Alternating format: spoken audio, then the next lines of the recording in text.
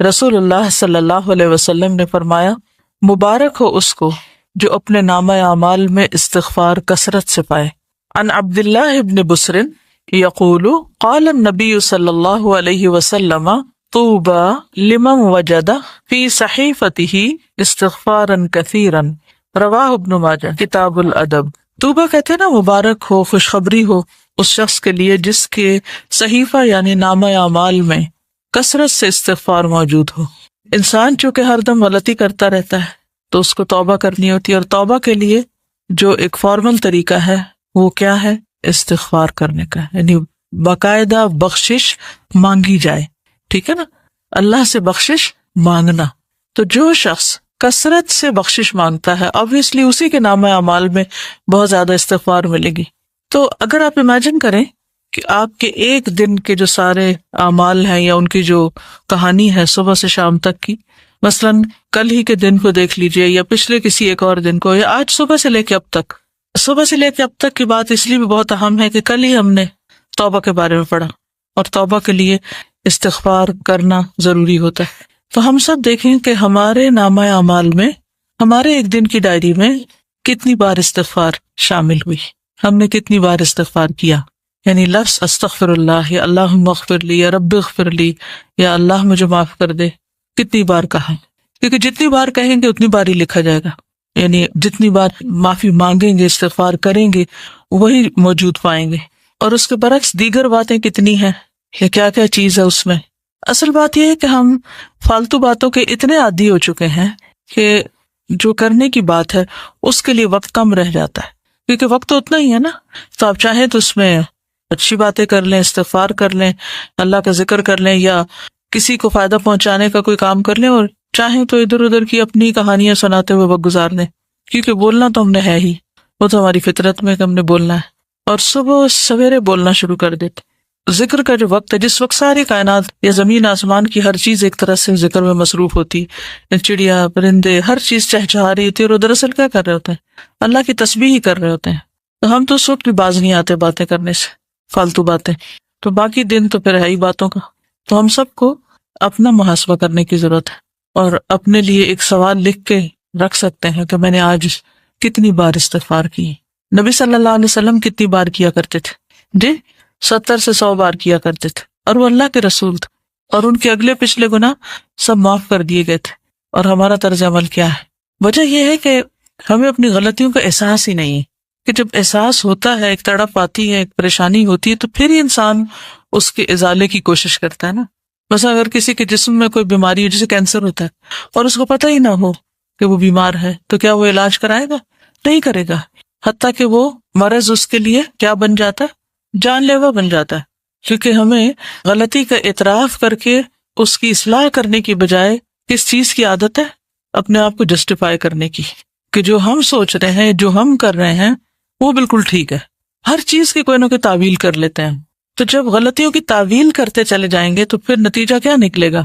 پھر توبہ کی توفیق نہیں ہوگی، توبہ کے لیے شعوری کوشش نہیں ہوگی، اور جب وہ کوشش نہیں ہوگی تو استغفار کہاں سے کریں گے، اور پھر وہ کریں گے نہیں تو نامہ اعمال میں کہاں سے آئے گا، اور اگر نہیں آتا تو پھر وہ مبارک کس کے لیے اور خوشخبری کس کے لیے؟ تو ہر چیز دوسرے کے ساتھ ریلیٹڈ ہے نا، ایک عمل دوسرے عمل کے ساتھ ایک چین ہوتی ہے پوری۔ تو جو بخشش مانگتا ہے اور ندامت کے آنسو گرتے ہیں اس کے، اور وہ کہتا ہے کہ اللہ تو مجھے معاف کر دے، تو اس کے لیے اللہ کا پھر وعدہ ہے کہ اللہ اسے معاف کرے گا۔ حدیث میں آتا ہے رسول اللہ صلی اللہ علیہ وسلم نے فرمایا، شیطان نے اپنے رب عز و جل سے کہا، مجھے تیری عزت اور جلال کی قسم، میں تیرے بندوں کو اس وقت تک گمراہ کرتا رہوں گا جب تک ان کے جسم میں روح رہے گی، یعنی جب تک مر نہیں جاتا بندہ، روح نکل نہیں جاتی، اس وقت تک ابلیس اپنا کام نہیں چھوڑتا، کہتا میں کرتا رہوں گا گمراہ۔ اور اللہ عز و جل نے فرمایا، مجھے اپنی عزت اور جلال کی قسم، جب تک وہ مجھ سے معافی مانگتے رہیں گے میں انہیں معاف کرتا رہوں گا۔ لیکن دیکھیے ہم تھوڑی سی ہمیں تکلیف ہو جاتی ہے، سر دردی ہو جاتا ہے، بخار ہو جاتا ہے، تو کیا اس میں ہماری ہمت توفیق باقی رہتی ہے کہ ہم پھر بھی استغفار کرتے رہیں یا دعا مانگیں یا کوئی ذکر کریں؟ عموماً کیا ہوتا ہے جب ایسی کیفیت ہوتی ہے؟ ہم سب کچھ بھول جاتے ہیں، لوگوں سے بات کرنا، کچھ پڑھنا، کوئی کام کرنا، ہر چیز ایک بوجھ لگتا ہے، کچھ بھی نہیں کرنا چاہتے۔ پھر بخاری کی روایت میں آتا ہے، اے عائشہ مجھے تمہارے بارے میں اس طرح کی خبریں ملی ہیں، اگر تم واقعی اس معاملے میں پاک و صاف ہو تو اللہ تمہاری پاکی بیان کر دے گا، لیکن اگر تم نے کسی گناہ کا ارادہ کیا تھا تو اللہ کی مغفرت چاہو، استغفار کرو، اس کے حضور توبہ کرو، کیونکہ بندہ جب اعتراف کر لیتا ہے اور پھر اللہ کی بارگاہ میں استغفار کرتا ہے تو اللہ اس کی توبہ قبول کر لیتا ہے۔ دیکھیے، جب بھی کسی پر کوئی الزام لگتا ہے تو دو میں سے ایک صورتیں ہوتی ہیں، ایک یہ کہ وہ شخص مجرم نہیں ہوتا، اس نے جرم نہیں کیا ہوتا، اور دوسرا یہ کہ اس نے یا کیا ہوتا ہے یا اس کا ارادہ کیا ہوتا ہے، دو میں سے ایک ہی چیز ہے نا۔ تو اگر کوئی شخص اس پہ کوئی الزام لگا اور اس نے غلط کام کیا ہی نہیں تو اس کو بالکل اطمینان رکھنا چاہیے کہ میں اس معاملے میں بالکل سچا ہوں اور کسی کی باتوں پر مجھے اوفینڈ نہیں ہونا، مجھے بھڑکنا نہیں، اور مجھے چیخنا چلانا نہیں اور بدتمیزی کا طوفان برپا نہیں کرنا۔ اللہ کو پتا ہے میں نے غلط کام نہیں کیا، اور حمایت کے لیے اللہ کافی ہے۔ اور دوسرا یہ کہ انسان جب گلٹی کانشیس ہو، اس کو پتا ہو کہ اس نے نیت کی تھی، ارادہ کیا تھا اور کچھ نہ کچھ وہ اس راہ پہ چل پڑا تھا یا پھر کر گزرا تھا، تو پھر اس صورت میں بھی صفائی دینے کی اور اپنے آپ کو سچا ثابت کرنے کے لیے جھوٹ بولنے کی ضرورت نہیں، اور اگر کوئی ایسا کرے گا تو اس کے لیے معافی کا کوئی دروازہ نہیں پھر، کیونکہ وہ ایک تو غلط کر چکا اور دوسرا اس پہ جھوٹ بول رہا ہے، اور جھوٹ بول کر ایک اور گناہ کر رہا ہے، اور پھر اس جھوٹ کو چھپانے کے لیے شاید ایک اور جھوٹ بولنا پڑے، اس طرح وہ گناہوں کی دلدل میں پھنستا چلا جائے گا۔ تو کبھی بھی کوئی ایسی بات ہو تو سب سے پہلے تو اپنے آپ کا حساب لے، محاسبہ کرے کہ جو میں نے کیا ہے، یہ جو کہا ہے، اس میں اصل حقیقت کیا ہے، کیونکہ یہ اللہ جانتا تھا، یہ بندے کو خود پتا ہوتا ہے کہ وہ کہاں کھڑا ہے۔ تو ان دونوں صورتوں میں کتنی بہترین نبی صلی اللہ علیہ وسلم نے راہ دکھائی ہے، اور اس میں انسان کے لیے اطمینان ہی اطمینان ہے۔ پھر یہ ہے کہ معافی کی امید بھی رکھنی چاہیے، کیونکہ شیطان انسان کے اندر بار بار یہ وسوسہ ڈالتا ہے کہ اللہ تمہیں نہیں معاف کرے گا۔ اس وسوسے سے بچنا چاہیے، کیونکہ اللہ کا وعدہ ہے وہ معاف کرے گا، تو وہ کیوں نہیں کرے گا؟ وہ ظالم نہیں ہے۔ رسول اللہ صلی اللہ علیہ وسلم نے فرمایا، اللہ تعالیٰ فرماتا ہے، اے ابن آدم، جب تک تو مجھے پکارے گا اور مجھ سے پر امید رہے گا، ہوپ فل رہے گا، میں تجھے بخشتا رہوں گا جو بھی گناہ ہوں گے، اور کوئی پرواہ نہ کروں گا کہ کون سے گناہ ہیں۔ اے ابن آدم، اگر تیرے گناہ آسمان کی بلندیوں تک پہنچ جائیں تو پھر تو مجھ سے بخشش طلب کرے تو میں پرواہ کیے بغیر تجھے بخش دوں گا، ولا ابالی، مجھے پرواہ ہی نہیں، کیونکہ ہمارا کوئی گناہ اللہ تعالیٰ کو نقصان نہیں دیتا۔ بندے عام طور پر جب بندوں کو معاف نہیں کرتے تو کیوں نہیں کرتے؟ کیونکہ بندے بندوں سے ہرٹ ہو جاتے ہیں، یا بندوں کو بندے نقصان پہنچا جاتے ہیں تو وہ معاف نہیں کر پاتے۔ ہمارا کوئی گناہ اللہ تعالیٰ کو اس طریقے پر ہرٹ نہیں کرتا اور نہ اس کو کوئی نقصان ہوتا ہے۔ وہ ایک حدیث قدسی میں آتا ہے نا کہ اگر سارے کے سارے اول و آخر جن و انس سب سے زیادہ فاسق و فاجر شخص کی طرح ہو جائے، اس کے دل کی طرح ہو جائے، تو یہ چیز اللہ کی بادشاہت میں کچھ بھی کمی نہیں کرتی۔ اللہ کو اس کی کوئی پرواہ نہیں، کوئی فکر نہیں، نقصان کچھ نہیں اس کا۔ بندوں کا تو نقصان ہو جاتا ہے نا، اللہ کا کوئی نقصان نہیں ہوتا، تو اس لیے اللہ تعالیٰ کو معاف کرنے میں مشکل بھی کوئی نہیں، ویسے بھی وہ عزیز و مقتدر ہے۔ اے ابن آدم، اگر تو زمین کے برابر گناہ لے کر میرے پاس آئے اور اس حال میں مجھ سے ملے کہ میرے ساتھ شرک نہ کیا ہو تو میں تجھے ان گناہوں کے بقدر بخشش عطا کروں گا۔ پوری زمین بھی ایک بندے کے گناہوں سے بھر جائے تو بھی اللہ تعالیٰ معاف کر دیتا ہے اگر بندہ سچے دل سے توبہ کرنے والا ہو۔ اس میں وہ مثال بھی آپ یاد رکھیے، 99 قتل کرنے والے کی، 99 بندوں کے قاتل کی، اللہ تعالیٰ نے اس کو بھی معاف کر دیا، حالانکہ ابھی وہ اس راہ پہ چلا ہی تھا۔ عربی کے الفاظ بڑے خوبصورت ہیں کہ جس کا مفہوم کچھ اس طرح بنتا ہے، اگر تو آسمان بھر گناہ لائے تو اسی مقدار سے میں تمہارے پاس بخشش لاؤں گا، اور زمین بھر اگر تو گناہ لائے تو زمین بھر بخشش سے تیری طرف آؤں گا۔ لیکن اصل چیز کیا ہے؟ اعتراف، جو سب سے مشکل کام ہے اپنی غلطی کا۔ یہ کہنا کہ I was wrong، میری غلطی ہے، میں نے غلط کیا، یہ دنیا کا مشکل ترین کام ہے۔ غلطی کرنے کے بعد عموماً ہم یہی کہتے ہیں نہیں میں نہیں غلط، دوسرا بندہ غلط ہے، اس کی غلطی، دوسرے کو بلیم کرتے ہیں اور اپنی غلطی بھول جاتے ہیں۔ تو توبہ کے لیے لازمی شرط یہ کہ پہلے بندہ مانے، اقرار کرے کہ ہاں میں نے غلط کیا، ورنہ زبان سے صرف تسبیح لے کے آپ سارا دن 1000 دفعہ کہتے رہیں۔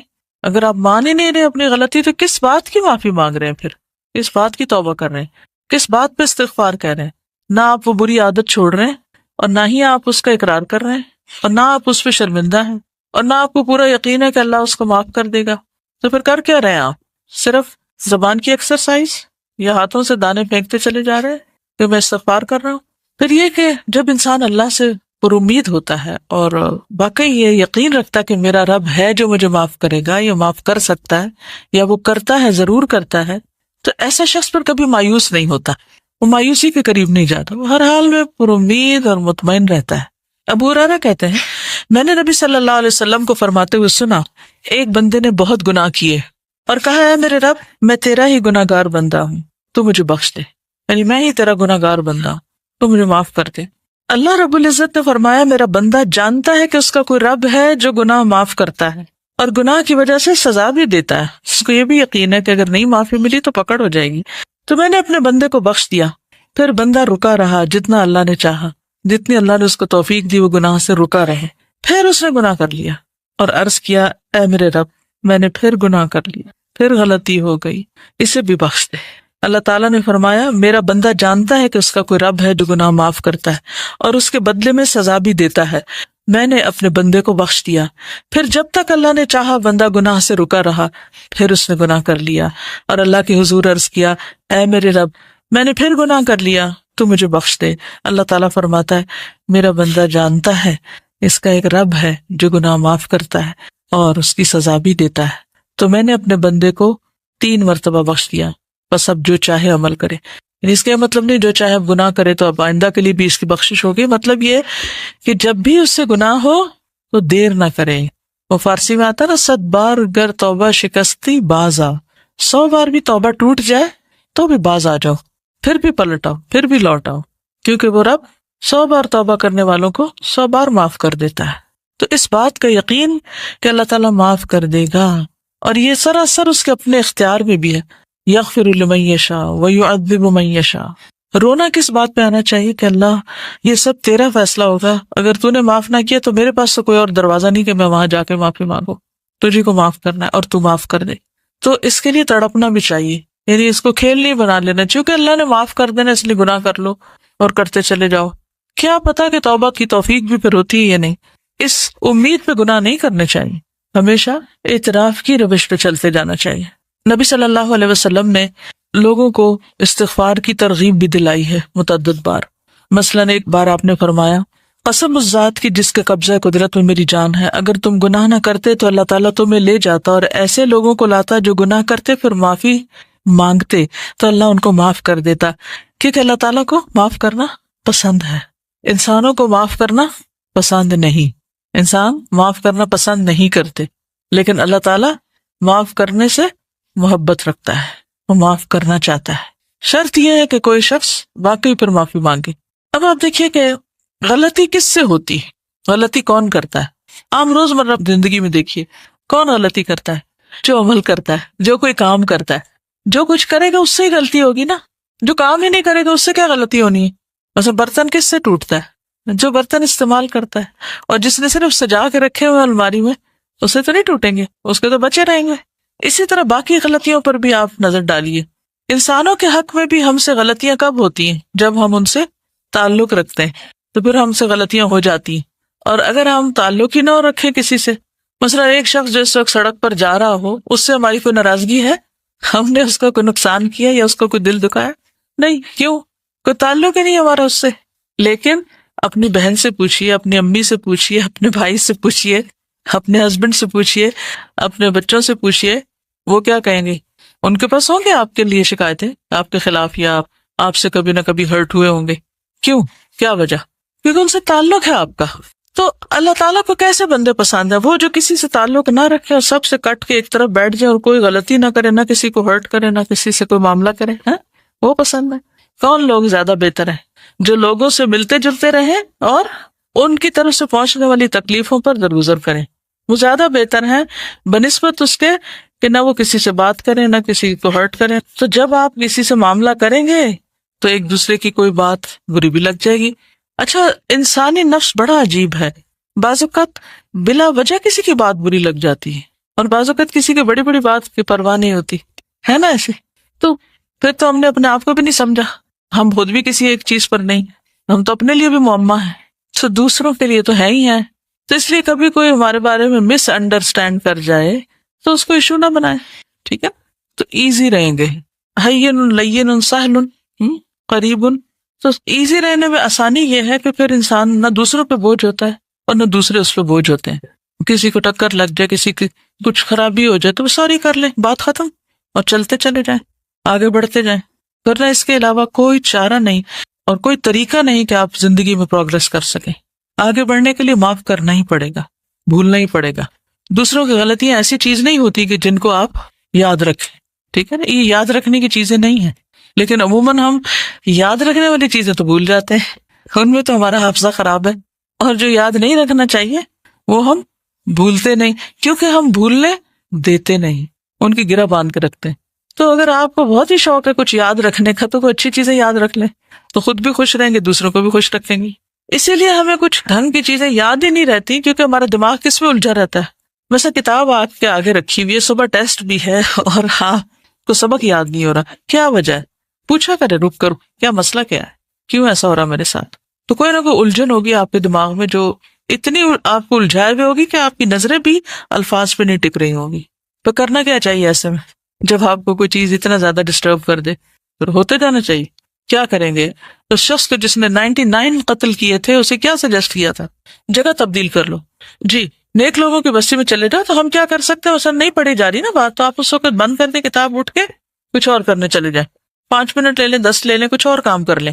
اتنے میں خوب دماغ خالی سوچ بھی لے گا، اور جو کچھ اس میں آ رہا ہے اس الجھاؤ کا کوئی سلجھاؤ ہو بھی جائے گا، اور پھر واپس پلٹ آئیں، پھر آ کے فریش کام شروع کر دیں. یہ اس وقت کوئی ایسا کام لے لیں کہ جس میں بہت زیادہ آپ کو ذہنی یکسوئی نہ چاہیے، تھوڑے سے اٹھ جائے وہاں سے، اس جگہ کو چھوڑ دیں. غصے کا بھی علاج کیا ہے؟ جگہ چھوڑ دیں، پوزیشن بدل لیں بیسیکلی. تو ان چیزوں کا بھی علاج یہی ہے کہ آپ ہٹ جائیں وہاں سے.